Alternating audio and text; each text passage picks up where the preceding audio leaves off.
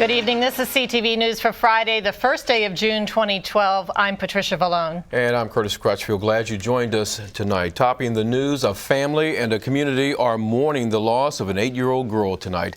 Natalie Hernandez Cruz and 4 other children were playing in a driveway when a woman accidentally backed her SUV into the group, striking the kids. CTV's Sonia Srivastava has more from the scene in Lewisdale.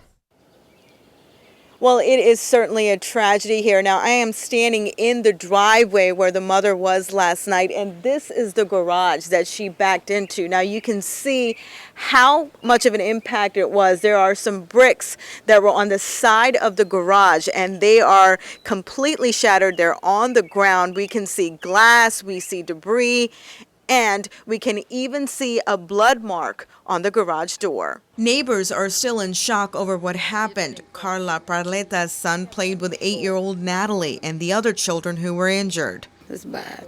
It's bad. You know, I had children. It's very, very bad. You're feeling very sad today. Yes. Yeah. I think all the neighbors sad. Police say around 9 p.m. last night, 33-year-old Marinabel Cruz Lopez was packing her stuff and getting ready to move out as the 5 children, who are between the ages of 1 and 11, played in the driveway. She goes to step on what she thinks is the brake, when in all actuality it's the gas pedal. She goes in reverse, she hits the children. The vehicle continues to accelerate rapidly in reverse, smashing into the garage. Officers soon arrived at the home in their 2200 block of Hannon Street in Lewisdale and saw a child laying unconscious in the front driveway. He rubbed on the child. The child kind of came to a little bit, was breathing, was responsive. As he looked up, he saw the second officer that was with him performing chest compressions on another child. The first officer went to assist the second officer with the CPR on the second child. As they were performing CPR on the second child, the people that were on the scene were clearing the debris from the garage and bringing children back into the lawn that were either by the vehicle or in the garage from the impact. This man, who does not want to be identified, is also a tenant at the home. He tells us the mother was living in the basement with her 2 kids, the daughter and a son who turns 2 tomorrow. ¿Qué pasó ayer? Yo estaba en el cuarto. Last night he's hear the noise, the big pump, and they go running and help for the children. Ironically, police were at the home and took a report just 20 minutes before the incident for a tenant-landlord dispute. The young mom was said to be evicted. The children's toys remain scattered throughout the yard along with the car seat. You can still see the tire marks. I don't think that she did that intentionally.